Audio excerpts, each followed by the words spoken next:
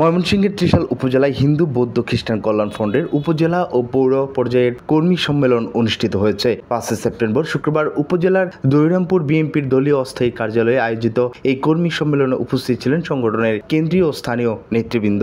বাংলাদেশ হিন্দু বৌদ্ধ খ্রিস্টান কল্যাণ ফ্রন্ট ময়মনসিংহ দক্ষিণ জেলা শাখার আহ্বায়ক দেবব্রত দাস দুকুলের সভাপতিত্বে ও সদস্য সচিব সংগ্রাম বর্মনের সঞ্চালনায় উক্ত কর্মী সম্মেলনে প্রধান অতিথি হিসেবে উপস্থিত ছিলেন বিএনপির জাতীয় নির্বাহী কমিটির সদস্য ডাক্তার মাহবুবুর রহমান লিটন। প্রধান বক্তা হিসেবে উপস্থিত ছিলেন ময়মনসিংহ দক্ষিণ জেলা বিএনপির যুগ্ম আহ্বায়ক ও ত্রিশাল উপজেলা বিএনপির আহ্বায়ক এনামুল হক ভূঁইয়া। বিশেষ বক্তা হিসেবে উপস্থিত ছিলেন বাংলাদেশ হিন্দু বৌদ্ধ খ্রিস্টান কল্যাণ ফ্রন্টের কেন্দ্রীয় কমিটির সাংগঠনিক সম্পাদক শ্যামল ভৌমিক। শুভেচ্ছা বক্তব্য রাখেন ময়মনসিংহ বিভাগীয় শ্রমিক দলের দপ্তর সম্পাদক ও ত্রিশাল উপজেলা শ্রমিক দলের সভাপতি ফিরোজ নুন। বিশেষ অতিথি হিসেবে উপস্থিত ছিলেন ত্রিশাল পৌর বিএনপির সভাপতি আলেক চাঁদ দেওয়ান, ত্রিশাল উপজেলা বিএনপির সিনিয়র যুগ্ম আহ্বায়ক মোহাম্মদ আতাউর রহমান শামী, মঞ্জুরুল ওয়াহেদ নিক্সন, ত্রিশাল পৌর বিএনপির সাধারণ সম্পাদক মুশাররফ হোসেন মিলন, উপজেলা বিএনপির যুগ্ম আহ্বায়ক আনিসুজ্জামান মির্জা, জিয়াউল হাসান জামিল, আব্দুল আওয়াল ফরাজি, আব্দুল মতিন, বাংলাদেশ হিন্দু বৌদ্ধ খ্রিস্টান কল্যাণ ফ্রন্ট ময়মনসিংহ দক্ষিণ জেলা শাখার সিনিয়র যুগ্ম আহ্বায়ক চঞ্চল সাহা, তাপস সরকার, যুগ্ম সাধারণ সম্পাদক সঞ্জিত রতন দে, শ্রী উজ্জ্বল বিশ্বাস, উত্তম দাস, জীবন কৃষ্ণ,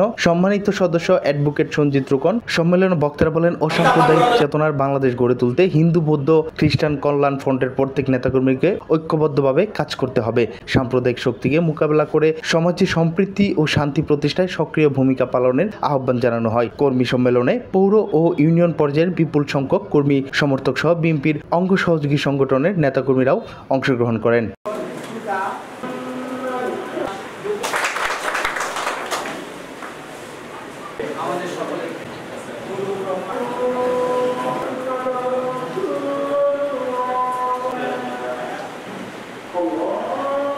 অন্যথা